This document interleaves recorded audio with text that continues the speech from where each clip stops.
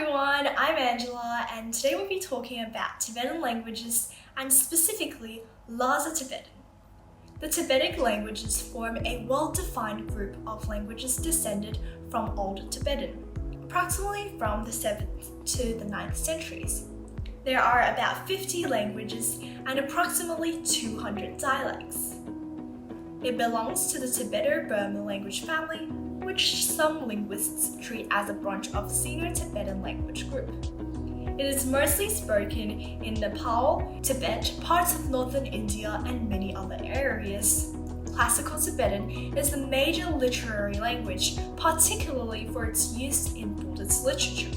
Tibetan languages is spoken by around 8 million people. Of course, not all of these speakers are Tibetan. With the worldwide spread of Tibetan Buddhism, the Tibetan language has spread into the Western world and can be found in many Buddhist publications and materials, with some Western students learning the language for translation of Tibetan texts. The language is usually divided by scholars into 4 dialect groups: Central, Southern, Northern, and Western, where the widely used Lhasa dialect belongs to the Central Tibetan branch, the other 2 being Kham Tibetan and Indo-Tibetan. The Western dialects are more conservative in their sound system and have best preserved characteristics of Old Tibetan and have less development of tones than the other dialects. Lhasa Tibetan is a Tibetan dialect spoken by most people of Lhasa, the capital of the Tibetan Autonomous Region of China. It is the official language of this area.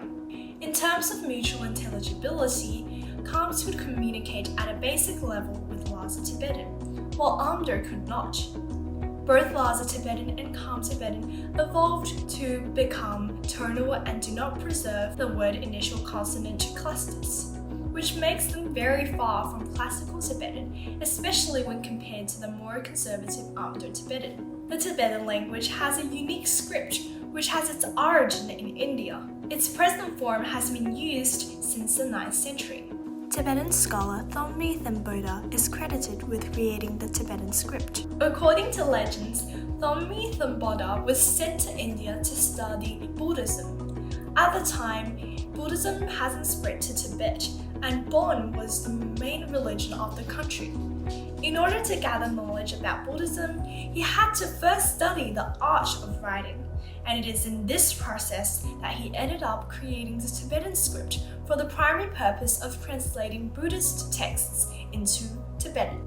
The Tibetan alphabet that he created consists of 30 letters and 4 vowels and is considered to be ancestral to the alphabet of Limbu and Lepcha.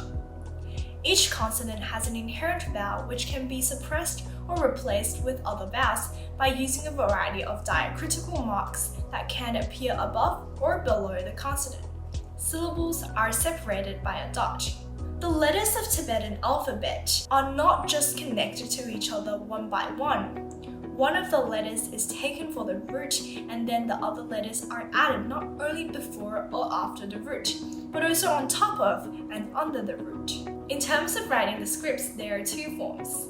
The first one, known as Yuchen, meaning with head Tibetan. It's used in formal writing and for printing purposes because of its clarity. The second form, known as Ume, meaning without head in Tibetan, is essentially the cursive form of writing. It can further be divided into 2 forms, Drasta and Chuig. Drasta is an artistic form of Tibetan calligraphy that is used for official documents and titles, whereas Chuig means flowing script and is used in day-to-day life for things like informal handwritten notes and personal letters. Another very interesting characteristic of Tibetan languages is that they use honorifics. Nouns and verbs in Tibetan have polite forms, so-called honorifics. This means that depending on who is addressed or referred to in a sentence, words may modify to show respect. Often the different words do share similarities, but at times they're completely unrelated. The usage of these words is up to the discretion of the writer or speaker.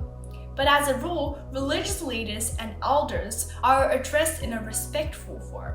Furthermore, Tibetan language do not use standard punctuations. All these commas, full stops in many languages do not apply to Tibetan language. The Tibetan language uses a number of symbols, many of which are decorative. Below are examples of the most typical punctuation signs that are used in both secular and religious texts. They do look fairly fancy. Now, onto the most important section of the video that you simply cannot miss. If you'd like to learn some basic Tibetan phrases, check out below. Here is a list of phrases that may help you when you travel to Tibet.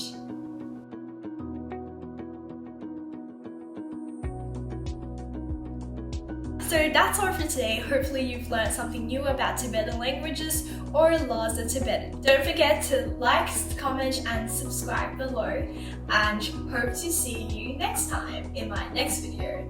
Bye!